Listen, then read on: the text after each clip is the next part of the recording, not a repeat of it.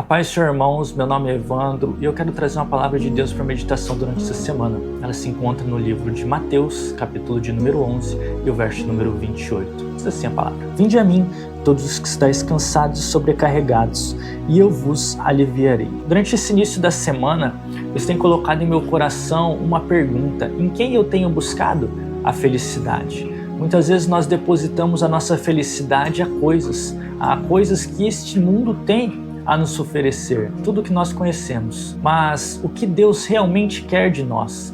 Ele quer que nós venhamos a depositar nele, a ter confiança nele, sobre tudo aquilo que nos cansa, sobre tudo aquilo que nos fadiga.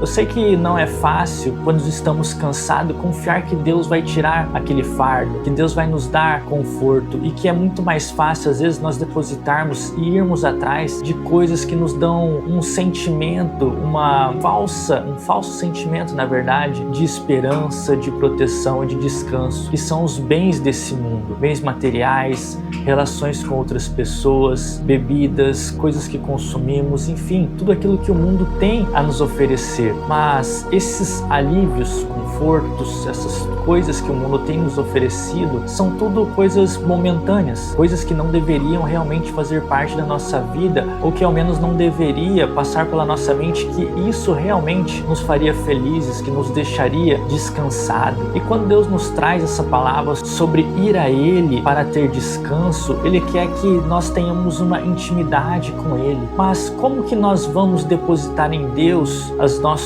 tristezas, o nosso cansaço, a nossa fadiga, se muitas vezes não conhecemos Ele? Se muitas vezes, ao invés de buscar a Ele nesses momentos de dificuldade, de tristeza, nós temos buscado bebidas, temos trocado a Deus por qualquer outra coisa que esse mundo tem a nos oferecer, e isso é totalmente errado. Eu sei que é difícil entender que essas coisas materiais não vão trazer a nossa felicidade, mas eu quero trazer algo prático para você. Eu acredito que aqui a maioria das pessoas que me veem já tenha tido um relacionamento com alguém, aqueles relacionamentos pequenos, aqueles namoros de jovem, de adolescente que dura pouco, e nós temos uma falsa esperança de que aquilo vai ser eterno, que aquela é a nossa real felicidade, que nós só seremos felizes com essa pessoa, mas no fim tudo isso dá errado. No fim, aquilo que pensamos não é realmente o que é. Aquela fantasia que criamos realmente vem a cair, e nós descobrimos que nada daquilo é real, que nada daquilo que nós depositamos a nossa confiança, depositamos a nossa fé, que eram coisas desse mundo, coisas pouco duradouras, em que a traça e o ferrugem podem corroer, não é aquilo que vai preencher o nosso coração, mas sim a Deus. Mas eu quero te deixar uma pergunta: como que você vai depositar a sua confiança, os seus empecilhos, a sua tristeza, o seu fardo nas mãos de Deus, se você nem conhece a Ele? E daqui eu tiro uma outra pergunta: como vamos buscar a Jesus nesses momentos de tristeza,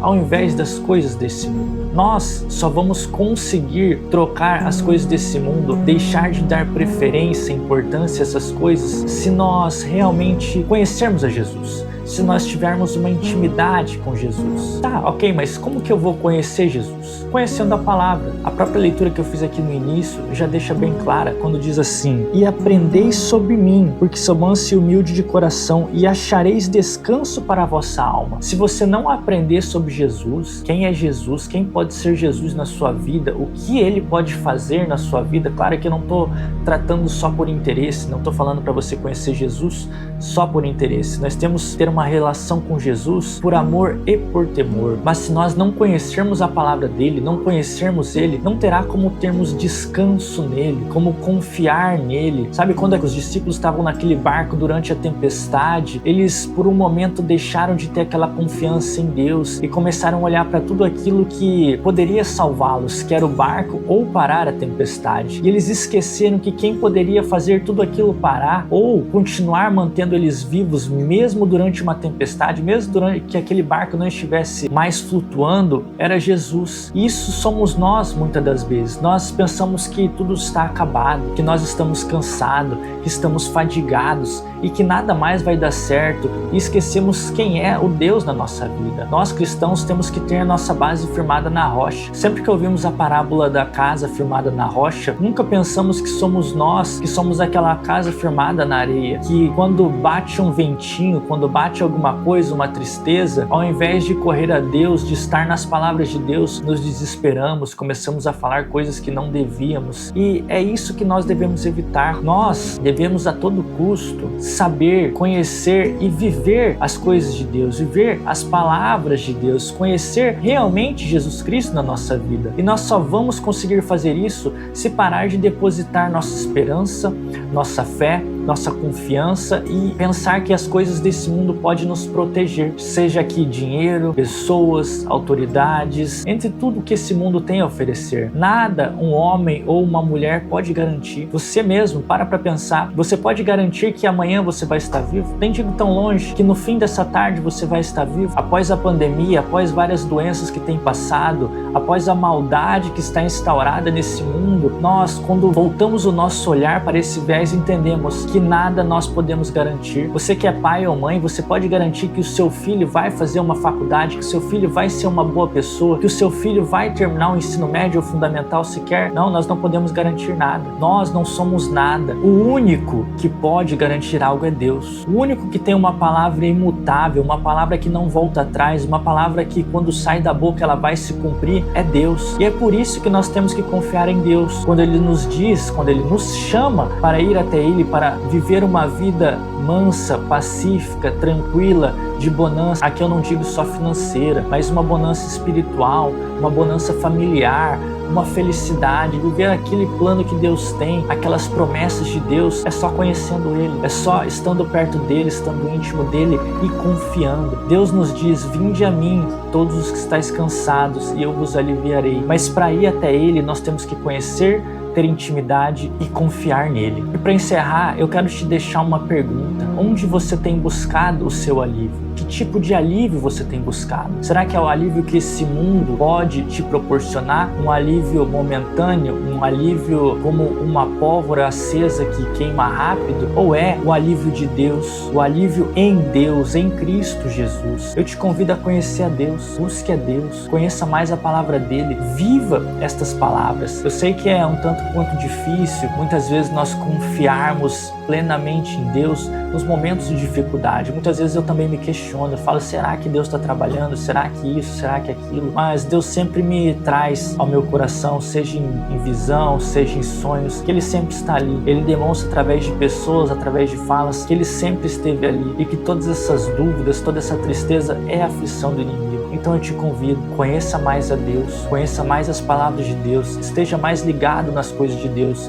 Se você não estiver firme na rocha, se você não se esforçar para estar ali firme em Deus, em Cristo Jesus, você não vai ter uma vida extraordinária. Não estou falando que vai ser isenta de tribulação, de dificuldade e de tristeza, mas mesmo diante desses momentos, nós teremos a certeza que Deus irá nos livrar, Ele irá nos salvar, Ele irá cuidar de nós nesses momentos, que Ele nos dará a vitória e que, no mínimo, em cada dificuldade dessa, nós estaremos aprendendo. Para viver as coisas extraordinárias de Deus, muitas vezes José vai ter que descer ao poço, José vai ter que ser preso, José vai ter que ser acusado injustamente, mas tudo isso para aprendizado e para chegar naquele local onde Deus quer nos abençoar, pois muitas vezes não é só por nós. Deus, Ele faz as coisas por outras pessoas, Ele encaixa pessoas em planos que extrapolam as outras pessoas. Nós temos muito aquela falsa ilusão de que somos só uma represa, que Deus quer que sejamos uma represa, mas não é isso. Deus quer muito mais. Ele quer que façamos para os outros, assim como Ele faz para nós, que nós venhamos a fazer pelos outros.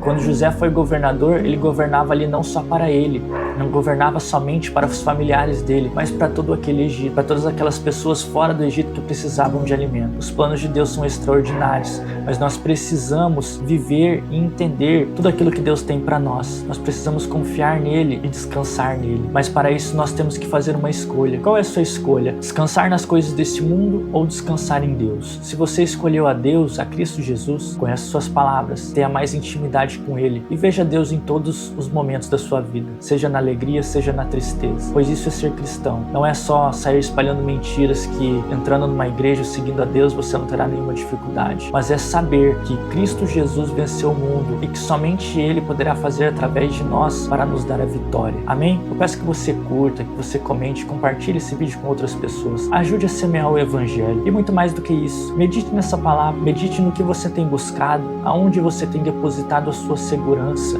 e o que você tem vivido. Esteja mais firmado em Deus, conheça mais a Deus e a palavra dele. E só assim você vai estar revestido para continuar vivendo toda a dificuldade que esse mundo tem feito contra nós. Amém? Que Deus abençoe a vida de cada um. Tenha uma ótima semana.